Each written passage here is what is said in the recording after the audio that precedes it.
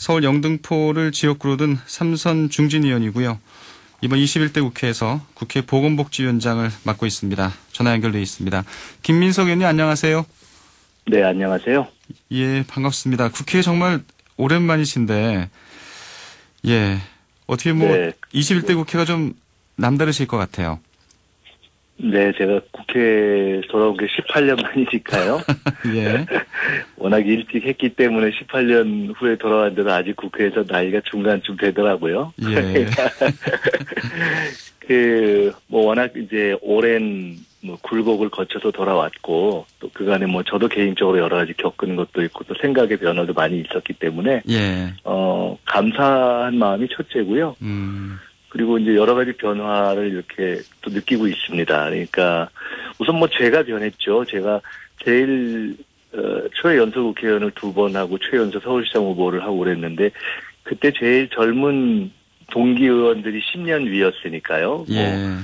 15대 때 정세균 지금 추미애 천정배 정동영 이런 분들이었으니까요. 근데 그때 이제 15대 국회 같이 초선으로 들어오셨네요. 네, 15대 동기들이죠. 지금 15대 국회 동기가 딱 3명 있어요. 저하고 홍준표, 설훈. 예. 그러니까 입사로 따지면 제일 위죠. 그런데 이제 제가 변한 것도 있고 또 국회 자체가 그때는 비교적 공부를 조금 덜 해서 조금 열심히 하고 좀 공부하면 잘한다 소리 들었는데 이제는 워낙 다들 새벽부터 공부들을 많이 하시고 초선 또 젊은 의원들이 많이 계셔서 일단 공부를 굉장히 열심히 하는 분위기가 전반화됐다는 것이 이제 변했고요. 예. 근데 더 근본적인 변화는 결국은 국회를 둘러싼 지형, 그 토대인 나라, 그리고 그 주인인 시민들의 의식이 워낙 성장해서 과거에 행동하는 양심, 깨어있는 시민 이런 말씀을 이제 있었는데 실제로 이제는 촛불 이런 과정을 거쳐서 시민들의 의식, 정치의식도 높아졌고 이 지식정보화 시대에 시민들의 어떤 정보가 어지간한 소위 국회나 전문가들을 뛰어넘잖아요. 네. 그런 전체적인 환경의 변화에서 정말 저는 새로운 문명의 국회의 개막을 보고 있다는 느낌을 가져요. 그러니까 제가 2000년대에 김대중 대통령 시절에 현직 대통령이시던 그 김대중 대통령의 당 총재 비서실장을 했는데 그때 저희가 새천년 민주당이라는 걸 만들었었어요. 그렇죠. 근데 이제 새천년을 못 가고 이제 결국은 몇 년 있다가 문패를 바꿨는데 지금은 저는 도처에서 이게 새로운 문명이 시작되고 있다. 이게 포스트 코로나거든요. 그러면서 정치도 그런 새로운 문명을 화두로 해서 가는 쪽으로 변하는 조짐이랄까 그런 어떤 압박과 요구를 많이 느끼는 게 가장 큰 변화라고 볼 수 있습니다. 네. 1996년 이 30대 이제 국회에 들어오셔서 활동하시다가 이제 20년 만에 다시 오셨는데 그동안의 시민의식 또 시대적인 변화가 굉장히 컸다 이런 얘기네요. 그렇죠. 저는 어떻게 보면 그런 과정에서 이렇게 지켜보고 또 어떻게 보면 감동받고 저도 변화하고 이런 과정이 없었으면 굳이 다시 정치에 돌아오지 않았을 수도 있고 또 못했을 수도 있다는 생각을 많이 합니다. 네. 그 사이에 공부도 하고 다른 일도 하고 시민운동도 해보고 미국 가서 변호사도 해보고 여러 가지 또 방송도 이렇게 하면서 거쳤는데 이게 정말 시민 중심의 정치가 변하고 있구나 하는 그런 것에 한편으로는 좀 사명감도 생기고 흥미도 생기고 또 열의도 다시 생겨서 제가 또 이제 의지가 제가 정치적 기복이 많았기 때문에 그러니까 정치에 다시 돌아오려는 용기를 내기가 또 쉽지 않았던 측면도 있는데 그 모든 것이 합쳐져서 제가 돌아왔기 때문에 그런 느낌을 많이 갖죠. 네. 정말 정치의 주인이 시민들로 됐다는 것을 순간순간 느낍니다. 그러니까 무게감과 이 책임감도 더 커졌겠네요, 과거보다는. 그런데 한편으로는 이제 조금 허허로워진 측면이 조금 외람된 말씀입니다만은 있는 것 같아요. 그러니까 조금 연배가 더 들어서 그런 것도 있겠지만 이게 세상이 막 용을 쓴다고 되는 건 아니잖아요. 그래서 그러니까 저는 과거에는 어쩔 수 없이 제가 처음 국회의원을 할 때는 첫 정권 교체를 해야 되는 시기였기 때문에 예. 거의 모든 국회의원으로서의 활동이 선거, 정치, 그런 어떤 권력 정치에 초점이 맞춰져 있었는데 이젠 사실은 민주화도 좀 진전이 되고 당도 상당히 성장하고 또 워낙 많은 좋은 분들이 계셔서 저는 개인적으로는 예를 들어 뭐 이번 4년 국회 동안 뭐 별로 당내 정치라든가 권력 정치를 하는 생각이 별로 없어요. 그러니까 예. 온전히 정책과 어젠다에 집중해보고 싶다 하는 생각을 하고 있고, 네. 그럴 수 있는 환경이 개인적으로는 그 전과 달리 이제 형성된 것이 굉장히 좋죠. 이제 국회 보건복지위원장을 맡고 계시잖아요. 네. 아무래도 뭐 지금 가장 큰 현안이 이 독감 백신에 따른 좀 이 시민들의 이 사망 사고가 잇따르고 있는 점입니다. 물론 인과관계가 확인되진 않았고요. 이 질병관리청은 되도록 독감 백신을 많이 맞아야 한다고 지금 얘기하고 있는 상황인데 좀 어떻게 보시나요? 지금 상황을. 어제도 의원들하고 그 얘기를 이렇게 했는데 우선 소위 얘기하는 인과관계 그리고 뭐 법률적으로나 또는 정치적으로나 어떤 의학적으로나 인과관계가 명료하지 않다는 점은 그러니까 저희가 봤어요. 보니까 한 분이 젊은 분이고 나머지는 이제 대부분 60대, 70대, 80대 이래서 예.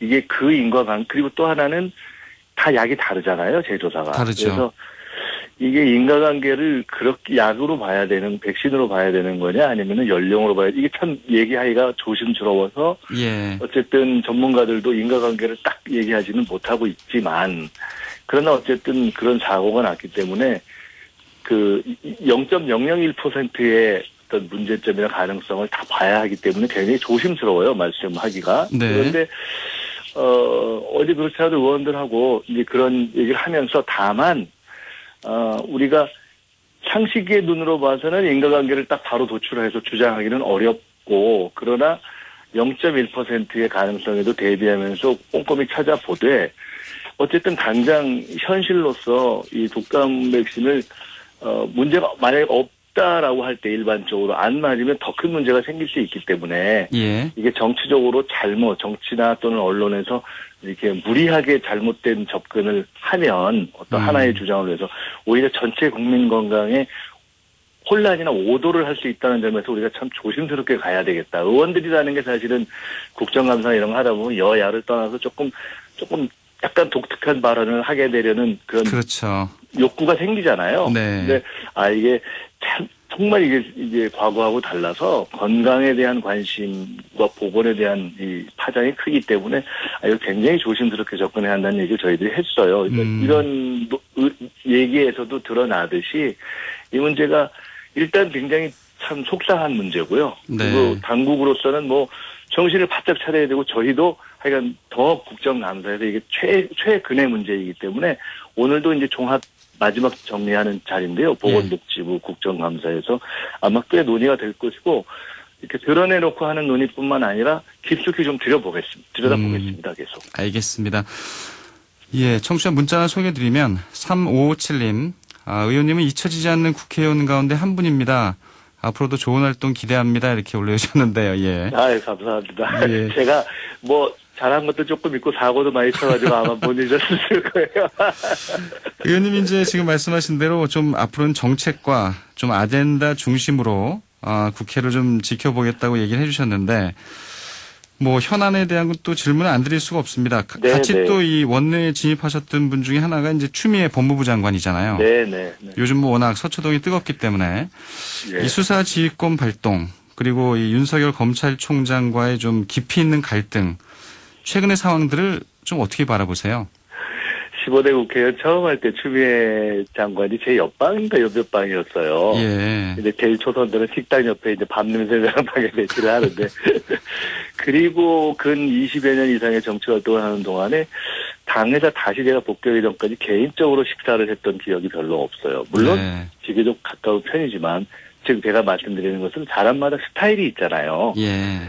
얼마 전에 그 추 장관이 국정감사나 이런 과정에서 야당의 곤욕을 치를 때 저희 동네 미장원을 이렇게 지나가니까 할머니가 한 분이 추 장관이 저러는 것은 그 소설 쓰네라는 얘기를 해가지고 그것 때문에 미움받아서 그렇다고 예. 이런 얘기를 하시더라고요. 그러니까 제가 드리는 말씀은 뭐냐면 추 장관이 이번에 뭐 SNS라든가 이런 것들을 지적한 거에 있어서 그 뭐 가령 스타일이나 또는 표현 방법이나 이런 걸 갖고 지금 지적들이 있는데 그런 걸 지적할 수 있죠. 그 사람마다 스타일이 다르니까. 근데 중요한 건 우리가 이렇게 달을 가리키면 달을 봐야지 손을 보면 안 되잖아요. 지금은. 예. 근데 지금은 달이 뭔가를 봐야 될 시점이라고 봅니다. 네. 어쨌든 이번 대검이라든가 검찰의 수사 과정에 문제가 있었다 하는 것을 지적한 것이고 그거는 뭐 추 장관이 시작을 해서 지적된 일이 아니라 그 조사를 받은 사람이 자기가 그걸 고백하면서 생긴 일이잖아요. 예. 그러니까 뭐 누가 만들어낸 것도 아니고 그리고 그것에 대해서 감찰도 제시하고 지휘권 행사를 하니까 문제가 있다면 도저히 그냥 덮어둘 거라고 평소에 우리가 보지 않는 윤석열 총장이 지난번에는 처음엔 지휘권에 대해서 조금 시간을 끌고 고민했는데 이번에 그냥 바로 받아버렸잖아요. 예. 즉 객관적 상식으로 볼 때 이거는 어쩔 수 없는 일이구나. 그러니까 사안에 문제가 있었고 감찰할 만하고 수사지휘권 행사할 만하고 총장도 다른 말을 하기가 어렵구나. 이제 이런 사안 아닙니까? 저는 그렇게 봅니다. 네. 그거를 둘러싼 접근 방법이나 표현에 있어서는 뭐 선호의 차이가 있을 수 있으나 검찰개혁이라는 큰 대로를 가고 있는 이 시점 그리고 공수처 이런 것에 대해서 우리가 뭐 지난해에 촛불 과정을 거치면서 온갖 홍역을 치르면서 이제는 가고 있기 때문에 네. 이런 큰 틀에서 볼 때는 이번 제기된 의혹은 사실 용납하기 어렵죠. 이게 뭐 여당 정치인만 때려잡으려고 하고 야당 정치인 거는 덮었다 이런 차원이 아니라 예. 여야라는 건 언제든지 바뀔 수가 있는 건데 칼자루를 알겠습니다. 전 세계적으로 크게 쥐고 있는 검찰이 그때그때 기분 따라 누구는 봐주고 누구는 덮어준다 이러면 이거 어떻게 국민이 마음 편하게 살겠어요. 그러니까 이런 건 명명백백하게 이번에 드러내는 것이 좋고 네. 오늘 아마 윤석열 총장께서 감사장에 나와서 뭐라고 하시지 않겠어요. 근데 예. 글쎄 뭐 그렇게 원칙적으로 문제 제기할 소지가 있을까 저는 좀 회의적입니다. 의원님 오늘 그 달과 이 손가락에 대한 얘기는 상당히 인상적이고요. 근데 이제 좀 뭐 오늘도 신문들이 사설에 많이 싣고 있습니다만 민주당 내에서 좀 어떻게 보면 이 소신 발언을 많이 해왔던 이 금태섭 전 의원이 이제 탈당을 했잖아요. 네네. 예. 뭐 여야 뭐 의견이 엇갈리고 여당 내에서도 의원님들 간에 또 의견도 엇갈리는데 의원님은 어떻게 바라보시나요? 금태섭 의원이 장점이 많은 분이죠. 이렇게 제가 같이 당직을 할 때 이렇게 옆에서 지켜보기도 했고, 예. 평소에 독서를 많이 해서 뭐 책을 잘 들고 다니고, 뭐 소설책도 많이 들고 다니고, 영어책도 들고 다니고, 이런 걸 제가 이렇게 헐깃헐깃 옆에서 보면서, 저 양반이 참 이렇게 그런 여백이 있는 분이구나, 이렇게 생각을 개인적으로 했었는데, 네. 일단은 좀 아쉽고요. 근데 이 또한 큰 틀에서 보면, 제가 아까 뭐 달과 손가락 얘기했지만, 결국 본질은 금태섭 의원이 다른 길을 선택한 거죠. 그러니까 이유와 명분은 뭐 어찌 말씀하시더라도 정치를 하다 보면 그때그때 안 맞아서 자기가 처음 시작하고 선택한 것과 다른 길을 가는 분들이 계시잖아요. 결국 금태섭 의원은 다른 길을 간 것이고 정치인이 다른 길을 갈 땐 두 가지 길밖에 없습니다. 정치를 그만하거나 길을 바꿔서 정치를 계속하거나. 네. 근데 그리고 그 이유는 뭐 나이가 들어서일 수도 있고 한계를 느껴서일 수도 있고 아니면 안 맞아서일 수도 있고 생각이 정치는 뭐 계속 한다고 얘기를 했죠. 있는데 금태섭 의원의 경우는 길을 바꿔서 정치를 하겠다는 뜻을 표현한 것이고 예. 그런 점에서 그냥 그렇게 저는 뭐 더도 덜도 아니게 바라보는 편이고요. 알겠습니다. 네. 예, 다만 존중해 줘야 된다는 얘기네요. 정치인의 결정을. 근데 저는 예, 시간이 다 돼가는데요. 아니 옮겨서 그렇게 정치를 할 때 예. 가져야 되는 금도를 다 지켰는가에 대해서는 저는 조금 아쉬움이 남습니다. 알겠습니다. 또 시사성 있는 멘트를 마지막으로 던져주셨네요.